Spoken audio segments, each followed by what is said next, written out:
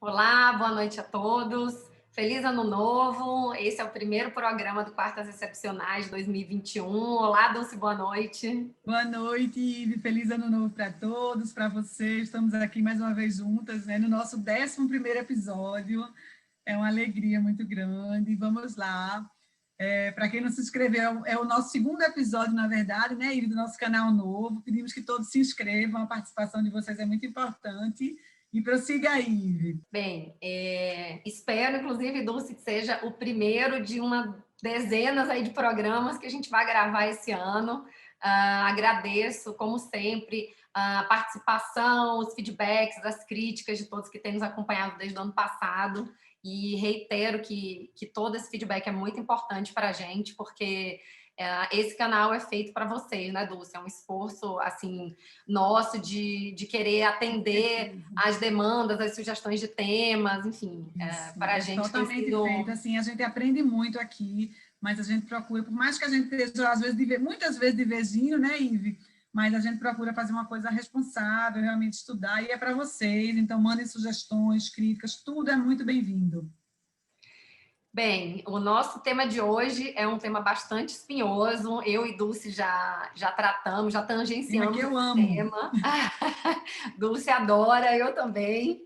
Já tangenciamos esse tema em algumas outras aulas e agora vamos dedicar um tempinho só para ele, que é a natureza do artigo 1030 do Código de Processo Civil de 2015. E aí trouxemos duas questões para trabalhar aqui com vocês. A primeira delas é o que significa a expressão negar seguimento, que é usada no 1030, inciso 1º, que inclusive vai ser o foco da nossa discussão de hoje.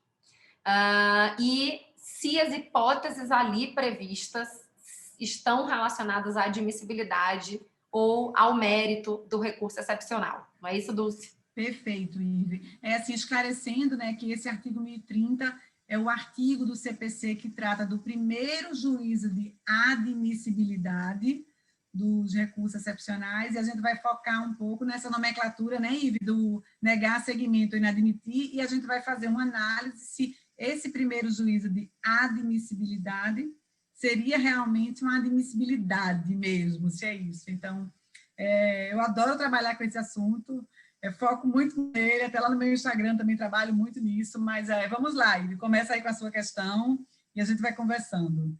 Bem, pode deixar, Dulce. Vamos começar, então, com o nosso primeiro ponto de debate, que é o que significa a expressão negar seguimento.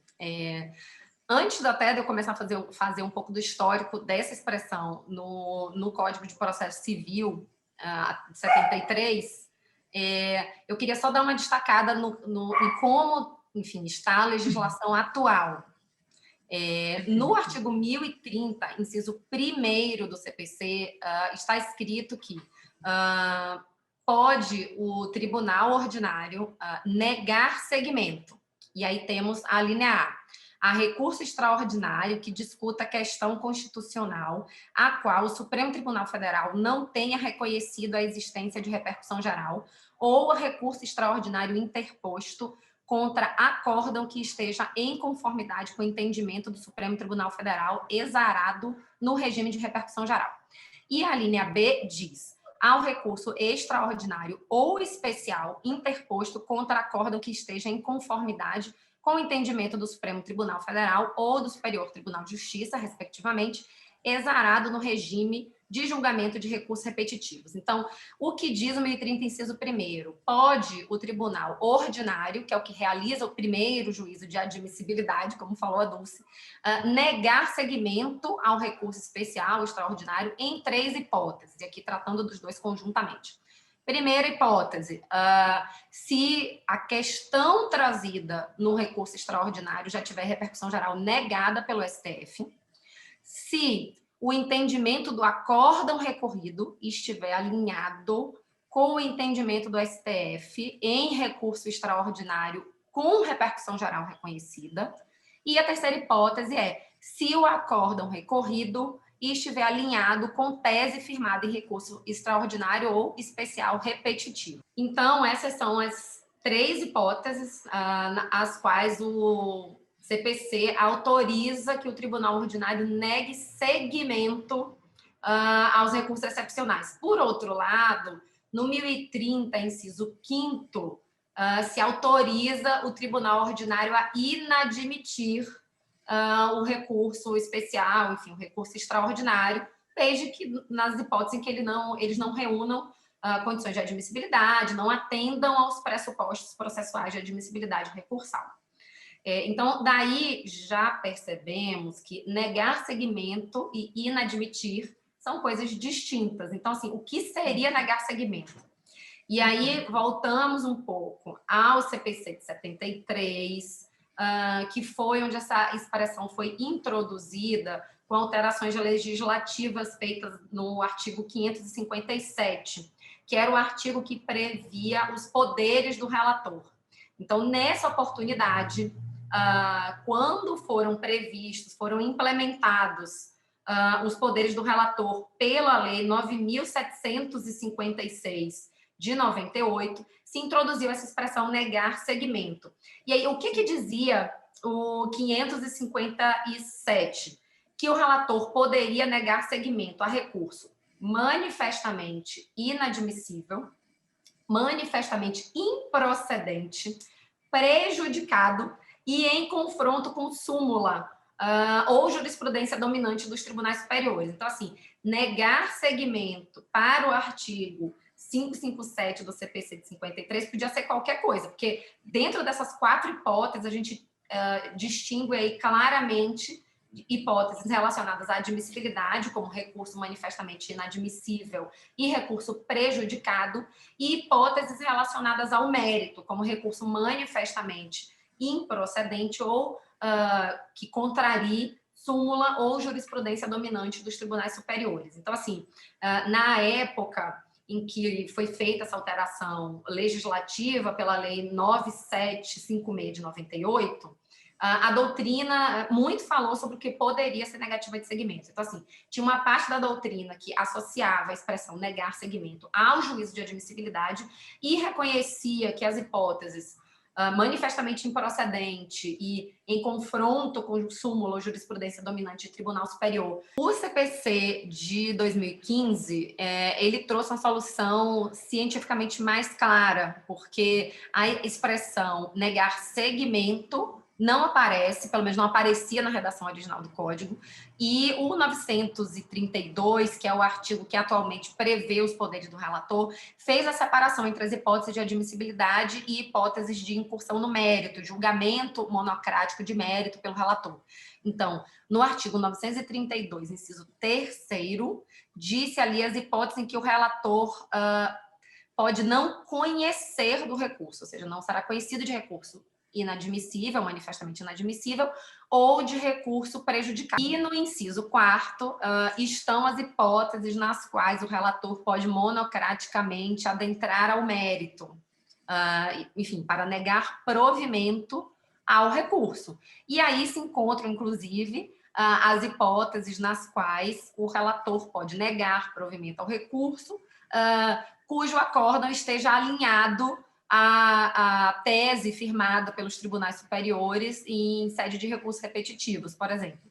Então, assim, o 932 deixou muito claro que este cotejo, quando o relator faz o cotejo entre a decisão recorrida e a tese firmada pelo Tribunal Superior, pelos repetitivos, enfim, a tese vinculante, isso é um juízo de mérito, está lá no inciso 4º, 932.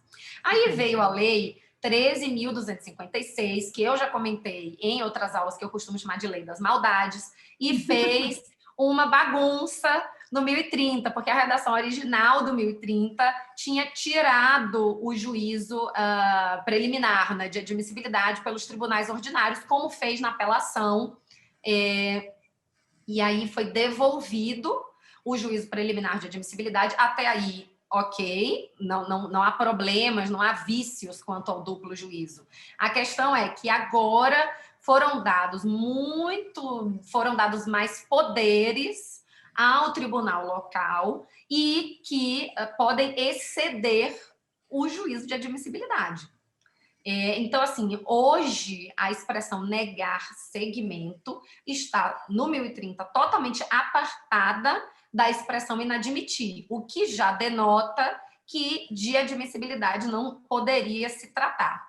E dentro das hipóteses de negar segmento, se inclui o cotejo que é feito entre o acórdão recorrido e as teses vinculantes firmadas pelos tribunais superiores e o acórdão, a pretensão do jurisdicionado em seu recurso extraordinário e a tese firmada sobre ter ou não ter repercussão geral. Enfim, se tem a tese, né, de direito suscitada pelo recorrente, teria ou não repercussão geral. Então, assim, o que significa negar segmento? Na minha opinião, Dulce, hoje a expressão negar segmento ficou totalmente vinculada ao mérito recursal. E, assim, não poderia, acho que foi até um artifício usado pelo legislador, colocar a expressão negar segmento, que já foi muito vinculada ao conceito de inadmissibilidade. E ela foi colocada ali como se fosse uma categoria híbrida, ou uma categoria intermediária entre a admissibilidade, que está prevista no 1030, inciso 5, e o mérito, que seria exclusivo dos tribunais superiores. Então, assim, acho que a ideia do legislador foi muito mais confundir um pouco e não evidenciar que foi dado ao tribunal ordinário um poder que a ele não compete, do que esclarecer, na verdade, qual é o significado dessa expressão. Então, assim, eu penso que ela está mais vinculada ao mérito e que ela foi colocada dessa forma, meio que para dar uma confundida mesmo. O que você acha? Concordo. De fato, essa nomenclatura negar segmento está muito mais relacionada a questões de mérito no artigo, ele está associado a questões de mérito, enquanto que o inciso 1035 são questões da admissibilidade, mas o 1031 está totalmente atrelado a questões de mérito. Então, concordo com você. De fato, há uma falha aí, uma dúvida se isso é mérito ou não, mas claramente está ligado à aplicação do mérito no processo. Então, concordo com você.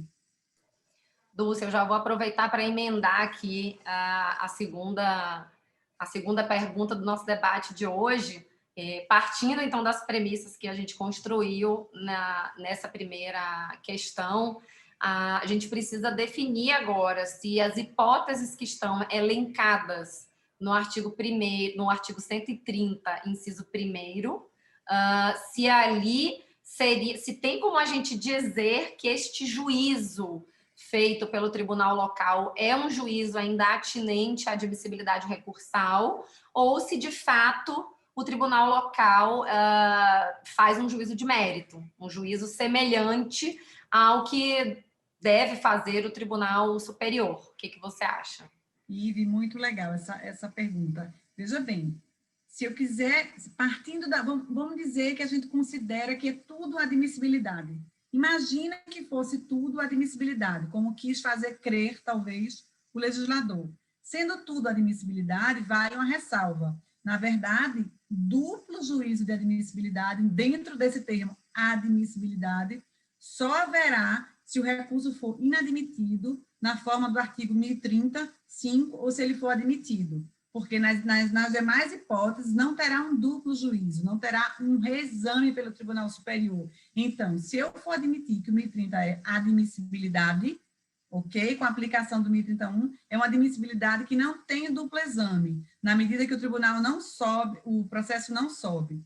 E aí você me pergunta, o que é que você acha? Eu acho que o artigo 1030, de fato, ele é da forma como ele está na prática, ele é mérito. O artigo 1031 é mérito e o artigo 1035 é admissibilidade. Então, assim, eu enxergo isso, faço essa ressalva que realmente foi dada essa expressão negar seguimento como sendo admissibilidade, mas de admissibilidade ela não tem nada, ela está aplicando mérito, está se autorizando o tribunal local a julgar o mérito. Eu penso assim, eu não sei o que é que você acha, o que é que você tem a acrescentar aqui para a gente. Dulce, eu concordo com o que você falou, até pelo que eu tinha falado agora há pouco, se a gente for fazer um paralelo entre o 932 e o 1030, é possível ver que no artigo 932, as hipóteses de cotejo entre a decisão recorrida e as teses vinculantes firmadas pelos tribunais superiores, essa hipótese está enquadrada no inciso 4º do 932, que é o inciso que trata da possibilidade de julgamento monocrático de mérito pelo relator. Então, assim, não tem como essa hipótese ser mérito no 932 e ser não mérito no 1030, inciso 1º. Então, assim, a categoria, ela é a mesma. Então, ela tem que ter uma natureza única, independente se esse juízo é feito pelo relator de um tribunal, enfim, de qualquer tribunal, né? O 932 também é aplicável a relatores em tribunais superiores, e quando ele é feito pelo tribunal ordinário num juízo preliminar aí sobre os recursos excepcionais. Então, entendo que esse negar segmento, ele tem conteúdo de mérito, ele não é admissibilidade, como você falou, entendo que ele não pode ser enquadrado como uma categoria sui generis, assim, não, essa saída, eu entendo que ela não é permitida, assim, não há espaço para uma terceira categoria que não seja admissibilidade ou mérito. Então, assim, ela é mérito, e já me permito até acrescentar aí uma terceira pergunta. Fazer uma ressalva aqui. Se o legislador quis dar menos poder, não quis usar a expressão negar provimento, e se quer manter uma coerência, ok, o negar segmento vai ser, eu insisto nisso, o negar segmento não será mérito, tem que ter uma possibilidade desse reexame, porque se não autorizou a negar provimento e também não se autoriza o reexame, não é negar segmento, é mérito. E aí o relator, o vice-presidente, ele é obrigado a fazer isso, ele deverá negar segmento, ele nem tem margem de não negar segmento, ele tem que negar segmento ao recurso nessa hipótese, ele vai aplicar ali, ele vai o mérito do recurso, é isso aí. Então, assim, eu entendo que essas hipóteses de mérito não poderiam estar previstas no 1030, porque, assim, quando a gente estuda duplos juízos de admissibilidade em recursos, o juízo feito pela corte original, a corte que não julgará o mérito, ele está adstrito aos requisitos de admissibilidade recursal. Então, assim, o que a Lei 13.256, que foi quem, enfim, fez essa mudança toda no artigo 1030, o que aconteceu? Foram dados poderes ao Tribunal Ordinário de incursão no mérito. E pior até, que foi o que você começou a dizer agora, foram dados poderes que não são permitidos, e também não se permitiu que essa decisão fosse passível de reforma pelo Tribunal Superior, porque quando se aplica o 1030, inciso 1º do CPC, o recurso contra essa decisão é o agravo interno para o órgão especial do Tribunal Ordinário. Então, assim, qual é o cenário que está desenhado aí? O tribunal local faz um juízo de mérito do recurso excepcional, e contra essa decisão sequer cabe um recurso que conduza essa questão para o tribunal que, de fato, deveria julgar o mérito. Imagino que o legislador pensa que não se está aplicando mérito aí, na medida que o tribunal local estaria fazendo só um encaixe. Ele não estaria analisando o mérito da questão do recurso, ele estaria fazendo só esse encaixe. Mas a gente sabe que, na prática, não é exatamente assim. Não dá para fazer esse encaixe sem passar pela questão... Até o encaixe envolve um mérito, né? Uma análise... Isso, eu digo mais, não é na prática, não, é na teoria mesmo. Quando se faz esse cotejo entre a tese do acórdão recorrido e a tese vinculante firmada por Tribunal Superior, o que se está dizendo, na verdade, é que aquela violação que é alegada pelo recorrente, não procede. É verdade. E se o tribunal local diz que aquela violação não procede, isso é juízo de mérito. Perfeito. E contra essa decisão não cabe o agravo do 1042. É mais rígido, eu acho que o Lucas Buril fala isso no livro dele, é mais rígido que a própria lei, porque uma aplicação de um precedente, ela não comporta um recurso. Se o tribunal local aplicou corretamente ou errado, não, a parte não terá como chegar aos tribunais superiores. Então, assim, é uma rigidez da aplicação que é como se ele fosse mais forte do que a própria lei, né? Na medida que o advogado não vai poder reexaminar isso. E, Dulce, se você me permite, eu acho até que vale encaixar uma terceira questão aqui agora. Quem sabe faz ao vivo. Certo. A terceira questão que eu proponho aqui para a gente falar é se, e assim, já conversamos sobre isso em outras aulas, se há fundamento de validade constitucional para essa alteração. Ou seja, se a redação atual do 1030, inciso 1º, combinada com o parágrafo 1º do 1030, que, enfim, prevê como recurso cabível apenas o agravo interno, se existe fundamento de validade constitucional para essa alteração legislativa, introduzida pela Lei 13.256. É muito interessante. Isso até se vai trazer segurança jurídica, né, isonomia, porque imagina, e nós já vivemos isso, Ive. Eu vivia isso na segunda vice, e nós vivemos isso também no tribunal. Aplicação, imagina que determinado tribunal aplica, interpreta, na hora de aplicar aquele julgado, aplica de uma forma e o outro aplica de outra. Então, essa tentativa de trazer segurança e isonomia, será que o 1031 trará ao jurisdicionado, né? Não vejo, não consigo enxergar essa validade. Porque assim, eu vejo aí, o primeiro problema é ter possibilitado o tribunal local a fazer um juízo de mérito.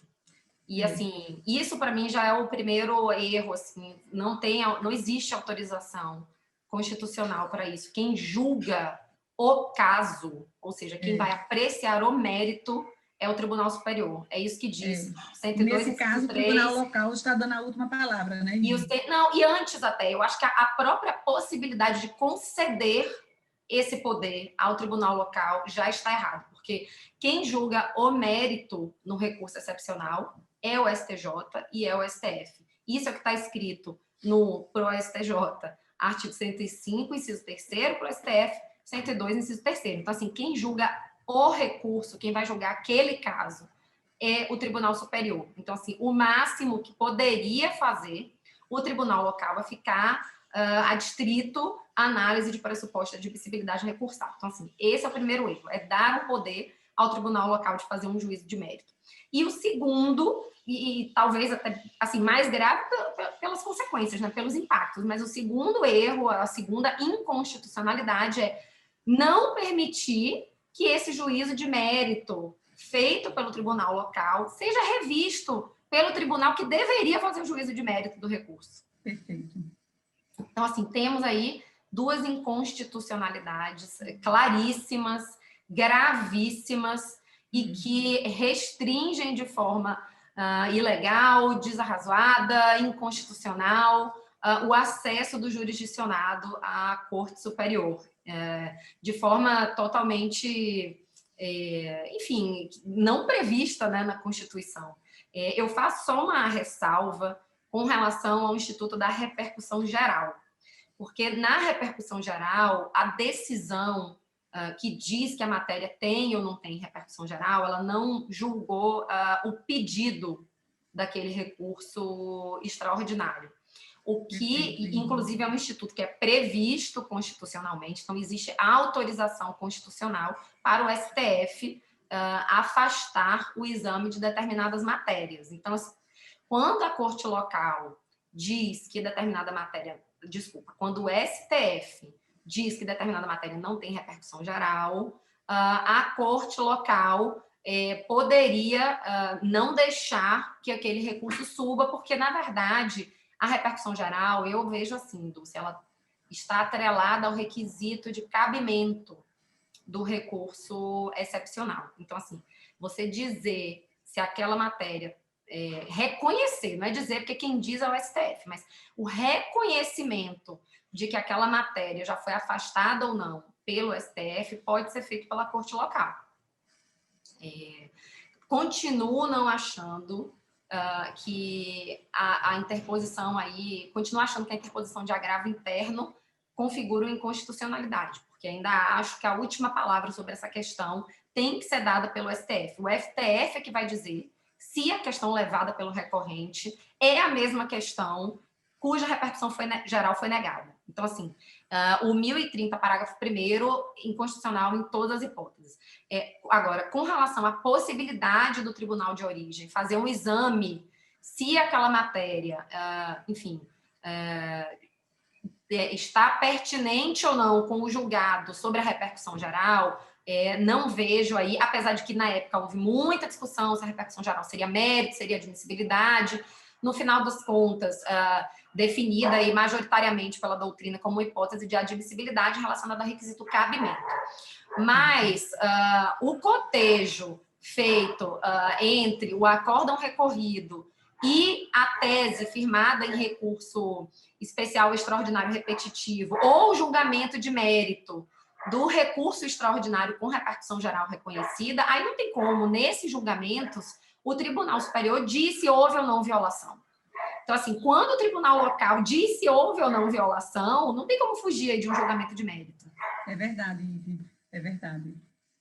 E uma questão que eu acho que eu falei para você hoje foi que, e aí você veja que a ordem, inclusive, está trocada, né? O 1030 aplica um mérito sem nem saber se o recurso é admissível. E aí eu até acho que seria possível que o tribunal local analisasse uma questão de mérito, assim, aplicasse o mérito, desde que a parte tivesse uma oportunidade de chegar ao tribunal superior. E aí eu já vou refluir aí do meu entendimento do nosso quarto sobre a não cabimento da reclamação.